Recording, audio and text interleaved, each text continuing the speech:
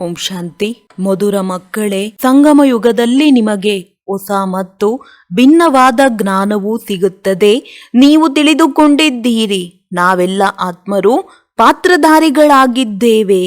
ಒಬ್ಬರ ಪಾತ್ರವು ಇನ್ನೊಬ್ಬರಿಗೆ ಹೋಲುವುದಿಲ್ಲ. ಪ್ರಶ್ನೆ: ಮಾಯೆಯ ಮೇಲೆ ಜಯಗಳಿಸಲು ನೀವು ಆತ್ಮಿಕ ಯೋಧರಿಗೆ, ಕ್ಷತ್ರಿಯರಿಗೆ ಯಾವ ಯುಕ್ತಿ ಸಿಕ್ಕಿದೆ? ಉತ್ತರ: ಏ ಆತ್ಮಿಕ ಕ್ಷತ್ರಿಯರೇ, ನೀವು ಸದಾ ಶ್ರೀಮತದಂತೆ ನಡೆಯುತ್ತಾ ಇರಿ. ಆತ್ಮ ಅಭಿಮಾನಿಯಾಗಿ ತಂದೆಯನ್ನು ನೆನಪು ಮಾಡಿ ನಿತ್ಯವೂ ಬೆಳಗ್ಗೆ ಎದ್ದು ನೆನಪಿನಲ್ಲಿರುವ ಅಭ್ಯಾಸ ಮಾಡಿಕೊಳ್ಳಿ.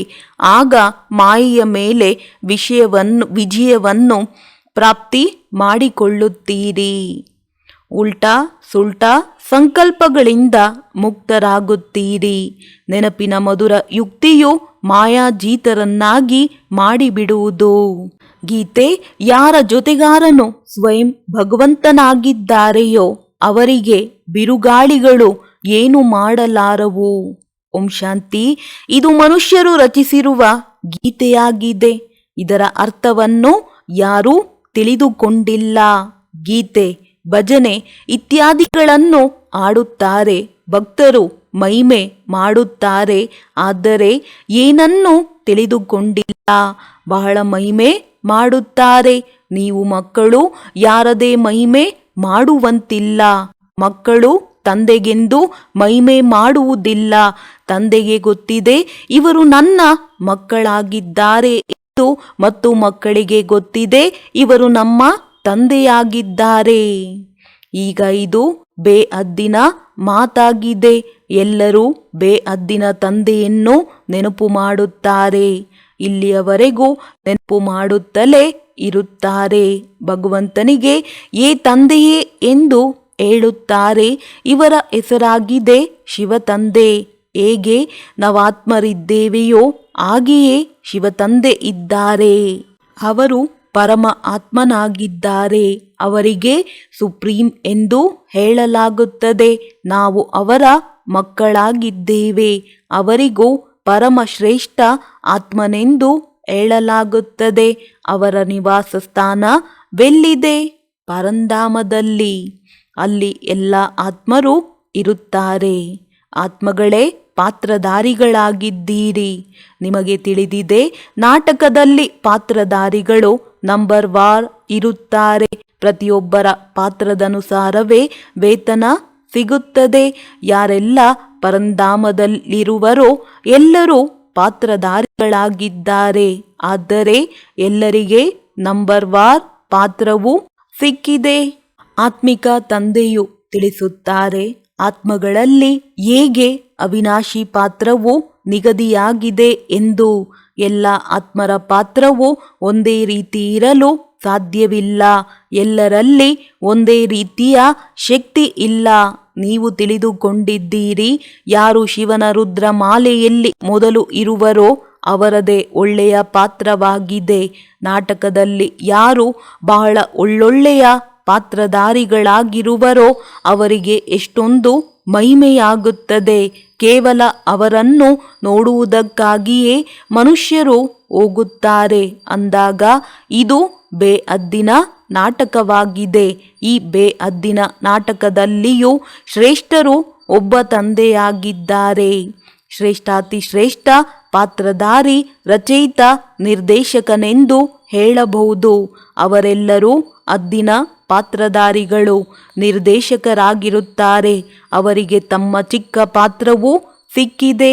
ಆತ್ಮವು ಪಾತ್ರವನ್ನಭಿನಯಿಸುತ್ತದೆ. ಆದರೆ ದೇಹಾಭಿಮಾನದ ಕಾರಣ ಮನುಷ್ಯರದು ಇಂತಹ ಪಾತ್ರವಾಗಿದೆ ಎಂದು ಹೇಳಿಬಿಡುತ್ತಾರೆ.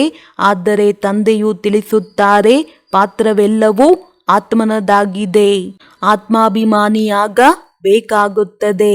ತಂದೆಯು ತಿಳಿಸುತ್ತಾರೆ, ಸತ್ಯಯುಗದಲ್ಲಿ ಆತ್ಮಾಭಿಮಾನಿಗಳಾಗಿರುತ್ತಾರೆ. ತಂದೆಯನ್ನು ಅರಿತುಕೊಂಡಿರುವುದಿಲ್ಲ. ಇಲ್ಲಿ ಕಲಿಯುಗದಲ್ಲಾದರೆ ಆತ್ಮ ಅಭಿಮಾನಿಗಳು ಅಲ್ಲ ಮತ್ತು ತಂದೆಯನ್ನು ಸಹ ಅರಿತುಕೊಂಡಿಲ್ಲ. ನೀವೀಗ ಆತ್ಮ ಅಭಿಮಾನಿಯಾಗುತ್ತೀರಿ. ತಂದೆಯನ್ನು ಅರಿತುಕೊಂಡಿದ್ದೀರಿ. ನೀವು ಬ್ರಾಹ್ಮಣರಿಗೆ ಭಿನ್ನವಾದ ಜ್ಞಾನವು ಸಿಗುತ್ತದೆ. ನೀವು ಆತ್ಮನನ್ನು ಅರಿತುಕೊಂಡಿದ್ದೀರಿ. ನಾವೆಲ್ಲ ಆತ್ಮರು ಪಾತ್ರಧಾರಿಗಳಾಗಿದ್ದೇವೆ. ಎಲ್ಲರಿಗೆ ಪಾತ್ರವು ಸಿಕ್ಕಿದೆ. ಒಬ್ಬರ ಪಾತ್ರವು ಇನ್ನೊಬ್ಬರಿಗೆ ಹೋಲುವುದಿಲ್ಲ.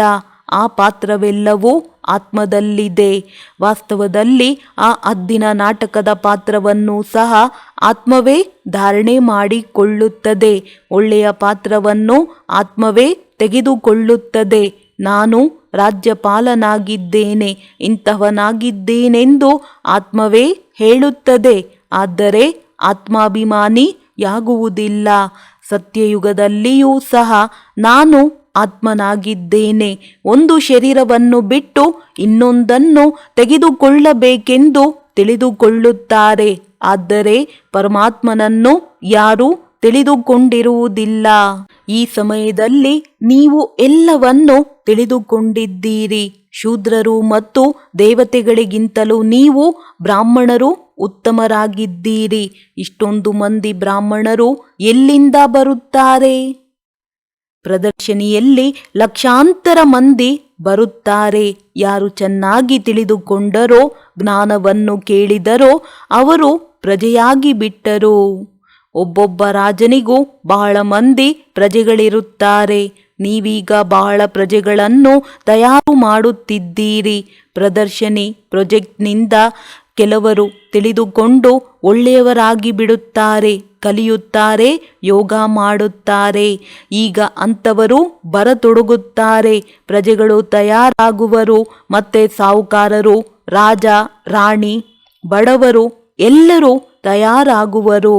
ರಾಜಕುಮಾರ ಕುಮಾರಿಯರು ಬಹಳ ಮಂದಿ ಇರುತ್ತಾರೆ. ಸತ್ಯಯುಗದಿಂದ ತ್ರೇತಾದವರೆಗೆ ರಾಜಕುಮಾರಿ ರಾಜಕುಮಾರಿಯರಾಗಬೇಕಾಗಿದೆ. ಕೇವಲ 8 ಅಥವಾ 108 ಮಂದಿ ಇರುವುದಿಲ್ಲ. ಈಗ ಎಲ್ಲರೂ ತಯಾರಾಗುತ್ತಿದ್ದಾರೆ. ನೀವು ಸರ್ವಿಸ್ ಮಾಡುತ್ತಾ ಇರುತ್ತೀರಿ. ಇದು ಹೊಸದೇನಲ್ಲ. ನೀವು ಯಾವುದೇ ಕಾರ್ಯಕ್ರಮ ಮಾಡಿದ್ದೀರಿ, ಅದು ಹೊಸ ಮಾತಲ್ಲ. ಅನೇಕ ಬಾರಿ ಮಾಡಿದ್ದೀರಿ. ಮತ್ತೆ ಸಂಗಮದಲ್ಲಿ ಇದೇ ಕರ್ತವ್ಯ ಮಾಡುತ್ತೀರಿ. ಮತ್ತೇನು ಮಾಡುವಿರಿ? ತಂದೆಯು ಪತಿತರನ್ನು ಪಾವನ ಮಾಡುವುದಕ್ಕಾಗಿಯೇ ಬರುತ್ತಾರೆ. ಇದಕ್ಕೆ ವಿಶ್ವದ ಚರಿತ್ರೆ ಭೂಗೋಳವೆಂದು ಹೇಳಲಾಗುತ್ತದೆ. ಪ್ರತಿಯೊಂದು ಮಾತಿನಲ್ಲಿ ನಂಬರ್ ವಾರಂತೂ ಇದ್ದೇ ಇರುತ್ತದೆ. ನಿಮ್ಮಲ್ಲಿ ಯಾರಾದರೂ ಚೆನ್ನಾಗಿ ಭಾಷಣ ಮಾಡಿದರೆ ಇವರು ಬಹಳ ಚೆನ್ನಾಗಿ ಭಾಷಣ ಮಾಡಿದರೆಂದು ಎಲ್ಲರೂ ಹೇಳುತ್ತಾರೆ. ನಂತರ ಎರಡನೆಯವರ ಭಾಷಣವನ್ನು ಕೇಳಿದಾಗಲೂ ಸಹ ಮೊದಲಿನವರು ಚೆನ್ನಾಗಿ ತಿಳಿಸುತ್ತಿದ್ದರು ಎಂದು ಹೇಳುತ್ತಾರೆ. ಮೂರನೆಯವರು ಮೊದಲಿನವರಿಗಿಂತಲೂ ತೀಕ್ಷ್ಣವಾಗಿದ್ದಾರೆ, ಇವರು ಮೊದಲಿನವರಿಗಿಂತಲೂ ತೀಕ್ಷ್ಣವಾಗಿದ್ದಾರೆಂದು ಹೇಳುತ್ತಾರೆ. ಪ್ರತಿ ಮಾತಿನಲ್ಲಿ ನಾವು ಅವರಿಗಿಂತಲೂ ಮೇಲೆ ಹೋಗಬೇಕೆಂದು ಪುರುಷಾರ್ಥ ಮಾಡಲಾಗುತ್ತದೆ. ಯಾರು ಬುದ್ಧಿವಂತರಾಗಿರುವರೋ ಅವರು ಭಾಷಣ ಮಾಡುವುದಕ್ಕಾಗಿ ಕೂಡಲೇ ಕೈ ಎತ್ತುತ್ತಾರೆ. ನೀವೆಲ್ಲರೂ ಪುರುಷಾರ್ಥಿಗಳಾಗಿದ್ದೀರಿ. ಮುಂದೆ ಹೋದಂತೆ ಮೇಲ್ ಟ್ರೈನ್ ಆಗಿಬಿಡುತ್ತಾರೆ. ಹೇಗೆ ಮೊಮ್ಮಾರವರು ವಿಶೇಷ ಮೇಲ್ ಟ್ರೈನ್ ಆಗಿದ್ದರು. ಬಾಬಾರವರಂತೂ ಅರ್ಥವಾಗುವುದಿಲ್ಲ. ಏಕೆಂದರೆ ಶಿವತಂದೆ ಮತ್ತು ಇವರು ಒಟ್ಟಿಗೆ ಇದ್ದಾರೆ. ಆದ್ದರಿಂದ ಯಾರು ತಿಳಿಸುತ್ತಿದ್ದಾರೆ ಎಂದು ನಾವು ಅರ್ಥ ಮಾಡಿಕೊಳ್ಳಲು ಆಗುವುದಿಲ್ಲ. ಆದ್ದರಿಂದ ಸದಾ ಇದನ್ನೇ ತಿಳಿಯಿರಿ. ನಮಗೆ ಶಿವತಂದೆಯು ತಿಳಿಸುತ್ತಾರೆ. ತಂದೆ ಮತ್ತು ದಾದಾ ಇಬ್ಬರು ತಿಳಿದುಕೊಂಡಿದ್ದಾರೆ. ಆದರೆ ಅವರು ಅಂತರ್ಯಾಮಿಯಾಗಿದ್ದಾರೆ. ಹೊರಗಿನಿಂದ ಹೇಳುತ್ತಾರೆ, ಇವರು ಬಹಳ ಬುದ್ಧಿವಂತರಾಗಿದ್ದಾರೆ. ತಂದೆಯೂ ಸಹ ಮಹಿಮೆಯನ್ನು ಕೇಳಿ ಖುಷಿ ಪಡುತ್ತಾರೆ. ಲೌಕಿಕ ತಂದೆಗೂ ಸಹ ತಮ್ಮ ಮಕ್ಕಳು ಚೆನ್ನಾಗಿ ಓದಿ ಶ್ರೇಷ್ಠ ಪದವಿಯನ್ನು ಪಡೆಯುವರು. ಈ ಮಗು ನನ್ನ ಹೆಸರನ್ನು ಪ್ರಖ್ಯಾತ ಮಾಡುವರೆಂದು ತಿಳಿಯುವರು. ಹಾಗೆಯೇ ಇವರು ಸಹ ತಿಳಿದುಕೊಳ್ಳುತ್ತಾರೆ. ಇಂತಹ ಮಗು ಈ ಆತ್ಮಿಕ ಸೇವೆಯಲ್ಲಿ ಬುದ್ಧಿವಂತನಾಗಿದೆ. ಮುಖ್ಯವಾದದ್ದು ಭಾಷಣ ಮಾಡುವುದಾಗಿದೆ. ತಂದೆಯು ಉದಾಹರಣೆಯನ್ನು ತಿಳಿಸಿದರು. ಒಬ್ಬರಿಗೆ 5 ಮಂದಿ ಮಕ್ಕಳಿದ್ದರು. ಯಾರೋ ಕೇಳಿದರು, ನಿಮಗೆ ಎಷ್ಟು ಮಂದಿ ಮಕ್ಕಳಿದ್ದಾರೆ ಎಂದು. ಅದಕ್ಕೆ ಅವರು 2 ಮಕ್ಕಳಿದ್ದಾರೆಂದು ಹೇಳಿದರು. ನಿಮಗಂತೂ 5 ಮಂದಿ ಮಕ್ಕಳಿದ್ದಾರೆ, ಆದರೆ 2 ಎಂದು ಏಕೆ ಹೇಳುತ್ತೀರಿ ಎಂದು ಕೇಳಿದಾಗ, ನನ್ನ ಹೆಸರನ್ನು ಉಳಿಸುವ ಸುಪುತ್ರರು 2 ಆಗಿದ್ದಾರೆ ಎಂದರು. ಇಲ್ಲಿಯೂ ಹಾಗೆಯೇ ಮಕ್ಕಳಂತೂ ಅನೇಕರಿದ್ದಾರೆ. ತಂದೆಯು ತಿಳಿಸುತ್ತಾರೆ, ಈ ಡಾಕ್ಟರ್ ನಿರ್ಮಲಾ ಮಗು ಬಹಳ ಒಳ್ಳೆಯವರಾಗಿದ್ದಾರೆ. ಬಹಳ ಪ್ರೀತಿಯಿಂದ ಲೌಕಿಕ ತಂದೆಗೆ ತಿಳಿಸಿ ಸೇವಾ ಕೇಂದ್ರವನ್ನು ತೆರೆಸಿದ್ದಾರೆ. ಇದು ಭಾರತದ ಸೇವೆಯಾಗಿದೆ.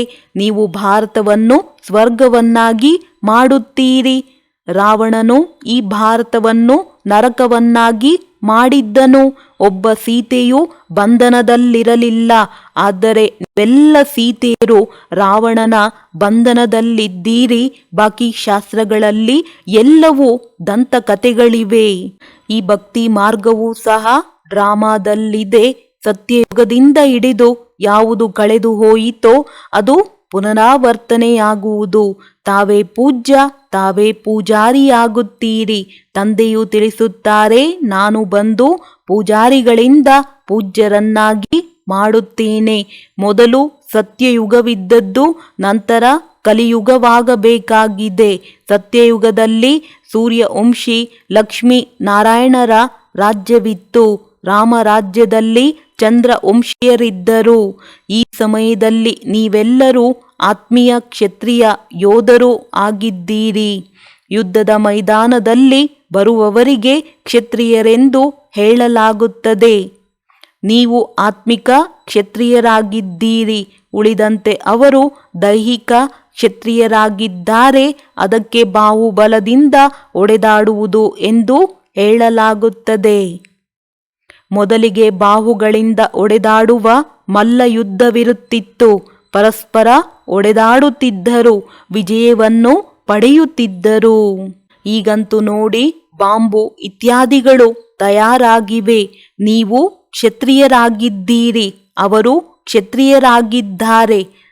ನೀವು ಶ್ರೀಮತದಂತೆ ನಡೆದು ಮಾಯೆಯ ಮೇಲೆ ಜಯಗಳಿಸುತ್ತೀರಿ.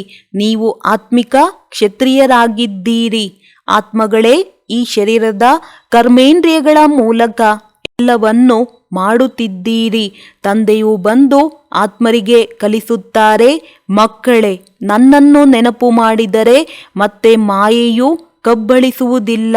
ನಿಮ್ಮ ವಿಕರ್ಮಗಳು ವಿನಾಶವಾಗುತ್ತವೆ ಮತ್ತು ನಿಮಗೆ ಉಲ್ಟಾ ಸುಲ್ಟಾ ಸಂಕಲ್ಪಗಳು ಬರುವುದಿಲ್ಲ. ತಂದೆಯನ್ನು ನೆನಪು ಮಾಡಿದರೆ ಖುಷಿಯೂ ಇರುವುದು. ಆದ್ದರಿಂದ ತಂದೆಯು ತಿಳಿಸುತ್ತಾರೆ, ಮುಂಜಾನೆ ಎದ್ದು ಅಭ್ಯಾಸ ಮಾಡಿ. ಬಾಬಾ, ತಾವು ಎಷ್ಟು ಮಧುರವಾಗಿದ್ದೀರಿ ಬಾಬಾ ಎಂದು ಆತ್ಮವೇ ಹೇಳುತ್ತದೆ.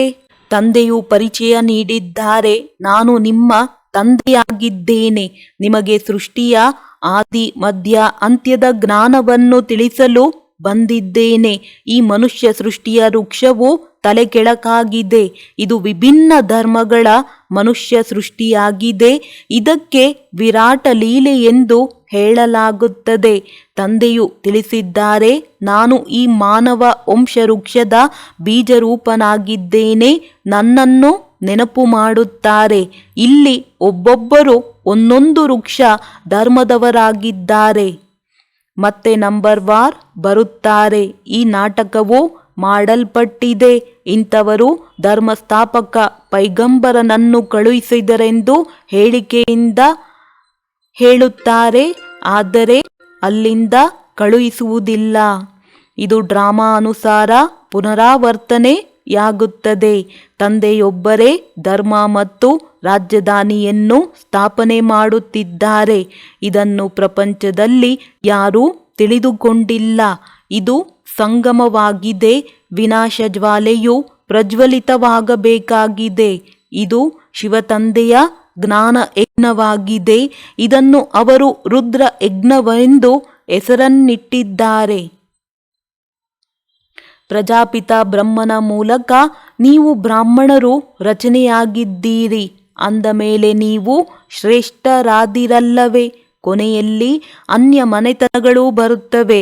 ವಾಸ್ತವದಲ್ಲಿ ಎಲ್ಲರೂ ಬ್ರಹ್ಮನ ಮಕ್ಕಳಾಗಿದ್ದೀರಿ. ಬ್ರಹ್ಮನಿಗೆ ಗ್ರೇಟ್ ಗ್ರೇಟ್ ಗ್ರ್ಯಾಂಡ್ ಫಾದರ್ ಎಂದು ಹೇಳಲಾಗುತ್ತದೆ. ಮೊಟ್ಟ ಮೊದಲು ಶ್ರೇಷ್ಠಾತಿ ಶ್ರೇಷ್ಠ ಬ್ರಹ್ಮ, ನಂತರ ವಂಶಾವಳಿಗಳು ರಚನೆಯಾಗುತ್ತವೆ. ಭಗವಂತನು ಸೃಷ್ಟಿಯನ್ನು ಹೇಗೆ ರಚಿಸುತ್ತಾರೆಂದು ಕೇಳುತ್ತಾರೆ. ರಚನೆಯಂತೂ ಇದೆ. ಯಾವಾಗ ರಚನೆಯು ಪತಿತವಾಗುವರೋ ಆಗ ರಚಯಿತನನ್ನು ಕರೆಯುತ್ತಾರೆ. ಅವರು ಬಂದು ದುಃಖಿ ಸೃಷ್ಟಿಯನ್ನು ಸುಖಿಯನ್ನಾಗಿ ಮಾಡುತ್ತಾರೆ. ಆದ್ದರಿಂದ ದುಃಖಹರ್ತ ಸುಖಕರ್ತ ತಂದೆಯೇ ಬನ್ನಿ ಎಂದು ಕರೆಯುತ್ತಾರೆ. ಹರಿದ್ವಾರವೆಂದು ಹೆಸರನ್ನಿಟ್ಟಿದ್ದಾರೆ. ಹರಿದ್ವಾರ ಎಂದರೆ ಹರಿಯ ದ್ವಾರವಾಗಿದೆ. ಅಲ್ಲಿ ಗಂಗೆಯು ಹರಿಯುತ್ತದೆ. ನಾವು ಗಂಗೆಯಲ್ಲಿ ಸ್ನಾನ ಮಾಡಿದರೆ ಹರಿಯ ದ್ವಾರದಲ್ಲಿ ಹೊರಟು ಹೋಗುತ್ತೇವೆಂದು ತಿಳಿಯುತ್ತಾರೆ. ಆದರೆ ಹರಿಯ ದ್ವಾರವೆಲ್ಲಿದೆ? ಅವರು ಮತ್ತೆ ಕೃಷ್ಣನಿಗೆ ಹರಿ ಎಂದು ಹೇಳಿಬಿಡುತ್ತಾರೆ. ಹರಿಯ ದ್ವಾರವಂತೂ ಶಿವತಂದೆಯಾಗಿದ್ದಾರೆ. ದುಃಖಹರ್ತ ಸುಖಕರ್ತನಾಗಿದ್ದಾರೆ. ಮೊದಲು ನೀವು ತಮ್ಮ ಮನೆಗೆ ಹೋಗಬೇಕಾಗಿದೆ. ನೀವು ಮಕ್ಕಳಿಗೆ ಈಗ ತಮ್ಮ ತಂದೆ ಮತ್ತು ಮನೆಯ ಪರಿಚಯ ಸಿಕ್ಕಿದೆ. ಮಾಲೆಯಲ್ಲಿ ತಂದೆಯ ಸ್ಥಾನವು ಸ್ವಲ್ಪ ಮೇಲಿದೆ. ನಿರಾಕಾರನ ಸಂಕೇತವಾದ ಉ ಮೇಲಿದೆ. ನಂತರ ಅದಕ್ಕಿಂತಲೂ ಸ್ವಲ್ಪ ಕೆಳಗೆ ಜೋಡಿ ಮಣಿಗಳು ಮತ್ತೆ ರುದ್ರಮಾಲೆ ಎಂದು ಹೇಳುತ್ತಾರೆ. ರುದ್ರಮಾಲೆಯು ವಿಷ್ಣುವಿನ ಮಾಲೆಯಾಗಿದೆ. ವಿಷ್ಣುವಿನ ಕೊರಳಿನ ಮಾಲೆಯು ಮತ್ತೆ ವಿಷ್ಣುಪುರಿಯಲ್ಲಿ ರಾಜ್ಯ ಮಾಡುತ್ತಾರೆ. ಬ್ರಾಹ್ಮಣರ ಮಾಲೆಯಂತೂ ಇಲ್ಲ, ಏಕೆಂದರೆ ಪದೇ ಪದೇ ಏರಿಳಿತವಾಗುತ್ತಿರುತ್ತಾರೆ. ತಂದೆಯು ತಿಳಿಸುತ್ತಾರೆ, ನಂಬರ್ ವಾರಂತೂ ಇದೆಯಲ್ಲವೇ? ಇಂದು ಚೆನ್ನಾಗಿ ನಡೆಯುತ್ತಾರೆ, ನಾಳೆ ಬಿರುಗಾಳಿ ಬಂದಿತು, ಗ್ರಹಚಾರ ಬಂದಿತೆಂದರೆ ತಣ್ಣಗಾಗಿ ಬಿಡುತ್ತಾರೆ. ಆದ್ದರಿಂದ ತಂದೆಯು ತಿಳಿಸುತ್ತಾರೆ, ಆಶ್ಚರ್ಯವೆನಿಸುವಂತೆ ಜ್ಞಾನವನ್ನು ಕೇಳಿ ನನ್ನವರಾಗುತ್ತಾರೆ. ಧ್ಯಾನದಲ್ಲಿಯೂ ಹೋಗುತ್ತಾರೆ. ಮಾಲೆಯಲ್ಲಿ ಪೋಣಿಸಲ್ಪಡುತ್ತಾರೆ. ಮತ್ತೆ ಓಡಿ ಹೋಗಿ ಒಮ್ಮೆಲೆ ಚಂಡಾಲರಾಗುತ್ತಾರೆ. ಹಾಗಾದರೆ ಮಾಲೆಯು ಹೇಗಾಗುವುದು? ಆದ್ದರಿಂದಲೇ ಬ್ರಾಹ್ಮಣರ ಮಾಲೆಯು ತಯಾರಾಗುವುದಿಲ್ಲವೆಂದು ತಂದೆಯು ತಿಳಿಸುತ್ತಾರೆ. ಭಕ್ತಿಯ ಮಾಲೆಯೇ ಬೇರೆ, ರುದ್ರಮಾಲೆಯೇ ಬೇರೆಯಾಗಿದೆ. ಭಕ್ತ ಮಾಲೆಯಲ್ಲಿ ಪ್ರಮುಖರಾದವರು ಸ್ತ್ರೀಯರಲ್ಲಿ ಮೀರಾ ಮತ್ತು ಭಕ್ತರಲ್ಲಿ ನಾರದ. ಇದು ರುದ್ರಮಾಲೆಯಾಗಿದೆ. ಸಂಗಮದಲ್ಲಿ ತಂದೆಯೇ ಬಂದು ಮುಕ್ತಿ ಜೀವನ್ಮುಕ್ತಿಯನ್ನು ಕೊಡುತ್ತಾರೆ. ಮಕ್ಕಳು ತಿಳಿದುಕೊಂಡಿದ್ದೀರಿ, ನಾವೇ ಸ್ವರ್ಗದ ಮಾಲೀಕರಾಗಿದ್ದೇವೆ, ಈಗ ನರಕದಲ್ಲಿದ್ದೇವೆ. ತಂದೆಯು ತಿಳಿಸುತ್ತಾರೆ, ಮಕ್ಕಳೇ, ನರಕವನ್ನು ಒದೆಯಿರಿ, ಸ್ವರ್ಗದ ರಾಜ್ಯಭಾಗ್ಯವನ್ನು ಪಡೆಯಿರಿ. ಯಾವುದನ್ನು ರಾವಣನು ನಿಮ್ಮಿಂದ ಕಸಿದುಕೊಂಡಿದ್ದಾನೆ. ಇದನ್ನು ತಂದೆಯೇ ಬಂದು ತಿಳಿಸುತ್ತಾರೆ. ಅವರು ಎಲ್ಲ ಶಾಸ್ತ್ರಗಳು, ತೀರ್ಥಯಾತ್ರೆ ಇತ್ಯಾದಿಗಳನ್ನು ತಿಳಿದುಕೊಂಡಿದ್ದಾರೆ. ಬೀಜರೂಪನಲ್ಲವೇ? ಜ್ಞಾನಸಾಗರ, ಶಾಂತಿಯ ಸಾಗರ, ಇದನ್ನು ಆತ್ಮವೇ ಹೇಳುತ್ತದೆ. ತಂದೆಯು ತಿಳಿಸುತ್ತಾರೆ, ಈ ಲಕ್ಷ್ಮೀ ನಾರಾಯಣರು ಸತ್ಯಯುಗದ ಮಾಲೀಕರಾಗಿದ್ದರು. ಅದಕ್ಕೆ ಮೊದಲು ಏನಿತ್ತು? ಅವಶ್ಯವಾಗಿ ಕಲಿಯುಗದ ಅಂತ್ಯವಿರುವುದು. ಅಂದ ಮೇಲೆ ಸಂಗಮವಾಯಿತಲ್ಲವೇ? ಅದರ ನಂತರ ಈಗ ಸ್ವರ್ಗವಾಗುತ್ತದೆ. ತಂದೆಗೆ ಸ್ವರ್ಗದ ರಚಯಿತ, ಸ್ವರ್ಗ ಸ್ಥಾಪನೆ ಮಾಡುವವರೆಂದು ಹೇಳಲಾಗುತ್ತದೆ. ಈ ಲಕ್ಷ್ಮೀ ನಾರಾಯಣರು ಸ್ವರ್ಗದ ಮಾಲೀಕರಾಗಿದ್ದರು. ಇವರಿಗೆ ಆಸ್ತಿಯು ಎಲ್ಲಿಂದ ಸಿಕ್ಕಿತು? ಸ್ವರ್ಗದ ರಚಯಿತ ತಂದೆಯಿಂದ. ಇದು ತಂದೆಯದೇ ಆಸ್ತಿಯಾಗಿದೆ.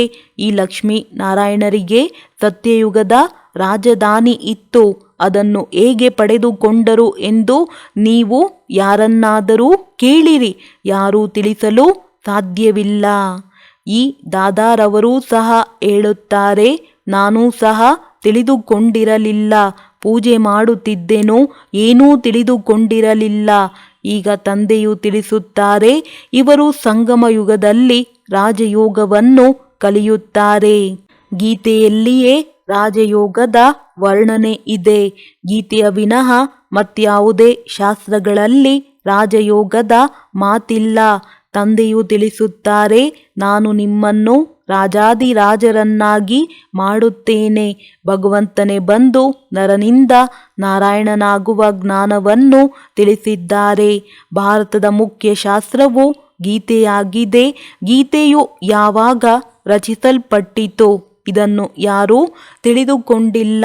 ತಂದೆಯು ತಿಳಿಸುತ್ತಾರೆ, ಕಲ್ಪಕಲ್ಪವೂ ನಾನು ಸಂಗಮದಲ್ಲಿ ಬರುತ್ತೇನೆ. ಯಾರಿಗೆ ರಾಜ್ಯವನ್ನು ಕೊಟ್ಟಿದ್ದೆನೋ ಅವರು ರಾಜ್ಯವನ್ನು ಕಳೆದುಕೊಂಡು ತಮೋಪ್ರಧಾನ ದುಃಖಿಯಾಗಿ ಬಿಟ್ಟಿದ್ದಾರೆ.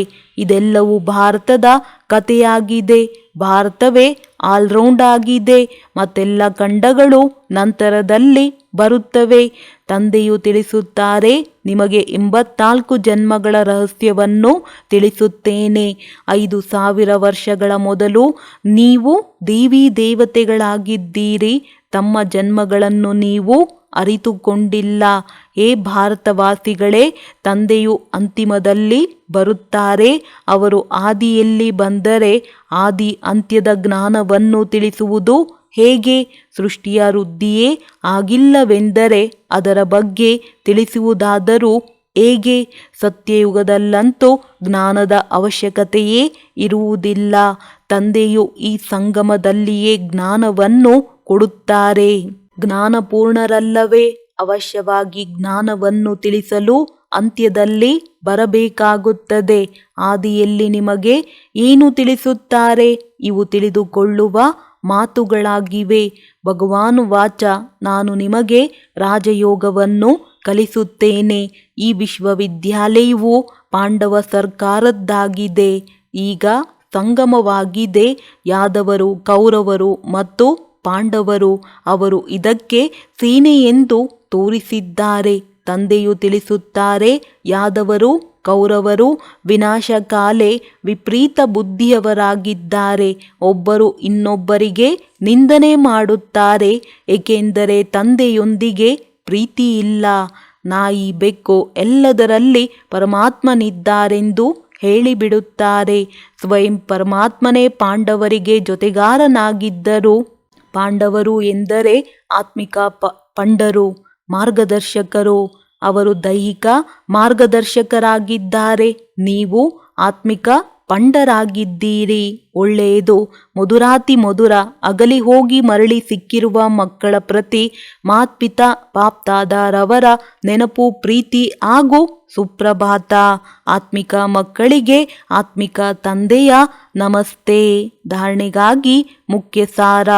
ಆತ್ಮಾಭಿಮಾನಿಯಾಗಿ ಈ ಬೇಅದ್ದಿನ ನಾಟಕದಲ್ಲಿ ಹೀರೋ ಪಾತ್ರವನ್ನಭಿನಯಿಸಬೇಕಾಗಿದೆ. ಪ್ರತಿಯೊಬ್ಬ ಪಾತ್ರಧಾರಿಯ ಪಾತ್ರವು ಬೇರೆ ಬೇರೆಯಾಗಿದೆ. ಆದ್ದರಿಂದ ಯಾರದೇ ಪಾತ್ರದೊಂದಿಗೆ ಈರ್ಷೆ ಮಾಡಬಾರದು. ಬೆಳಗ್ಗೆ ಬೆಳಗ್ಗೆ ಎದ್ದು ತಮ್ಮೊಂದಿಗೆ ತಾವೇ ಮಾತನಾಡಬೇಕು, ಅಭ್ಯಾಸ ಮಾಡಬೇಕು. ನಾನು ಈ ಶರೀರದ ಕರ್ಮೇಂದ್ರಿಯಗಳಿಂದ ಭಿನ್ನವಾಗಿದ್ದೇನೆ. ಬಾಬಾ, ತಾವು ಎಷ್ಟು ಮಧುರರಾಗಿದ್ದೀರಿ. ತಾವು ನಮಗೆ ಸೃಷ್ಟಿಯ ಆದಿ ಮಧ್ಯ ಅಂತ್ಯದ ಜ್ಞಾನ ಕೊಡುತ್ತೀರಿ. ವರದಾನ: ಸದಾ ದೇಹಾಭಿಮಾನ ಅಥವಾ ದೇಹದ ದುರ್ಗಂಧದಿಂದ ದೂರ ಇರುವಂಥವರೇ ಇಂದ್ರಪ್ರಸ್ಥ ನಿವಾಸಿ ಭವ. ಇಂದ್ರಪ್ರಸ್ಥದಲ್ಲಿ ಕೇವಲ ಪರಿಗಳಲ್ಲದೆ ಸೂಕ್ಷ್ಮ ದೇವತೆಗಳು, ಬೇರೆ ಯಾರು ಮನುಷ್ಯರು ವಾಸ ಮಾಡಲು ಸಾಧ್ಯವಿಲ್ಲ ಎಂದು ಹೇಳುತ್ತಾರೆ. ಮನುಷ್ಯ ಅರ್ಥಾತ್ ಯಾರು ತಮ್ಮನ್ನು ಆತ್ಮ ಎಂದು ತಿಳಿದುಕೊಳ್ಳದೆ ದೇಹ ಎಂದು ತಿಳಿಯುತ್ತಾರೆ. ಅಂದಾಗ ಅಭಿಮಾನ ಮತ್ತು ದೇಹದ ಹಳೆಯ ಪ್ರಪಂಚ, ಹಳೆಯ ಸಂಬಂಧಗಳಿಂದ ಸದಾ ಮೇಲೆ ಹಾರುತ್ತಾ ಸ್ವಲ್ಪವೂ ಸಹ ಮನುಷ್ಯತನದ ದುರ್ಗಂಧ ಇರದೆ ದೇಹಿ ಅಭಿಮಾನಿ ಸ್ಥಿತಿಯಲ್ಲಿರಿ. ಜ್ಞಾನ ಮತ್ತು ಯೋಗದ ರೆಕ್ಕೆ ಶಕ್ತಿಶಾಲಿಯಾಗಿರಲಿ. ಆಗ ಹೇಳಲಾಗುವುದು ಇಂದ್ರಪ್ರಸ್ಥ ನಿವಾಸಿ. ಸ್ಲೋಗನ್: ತನ್ನ ತನು ಮನ ಧನವನ್ನು ಸಫಲ ಮಾಡಿಕೊಳ್ಳುವ ಹಾಗೂ ಸರ್ವ ಖಜಾನೆಗಳನ್ನು ಹೆಚ್ಚಿಸಿಕೊಳ್ಳುವವರೇ ಬುದ್ಧಿವಂತರಾಗಿದ್ದಾರೆ. ಒಳ್ಳೆಯದು. ಓಂ ಶಾಂತಿ.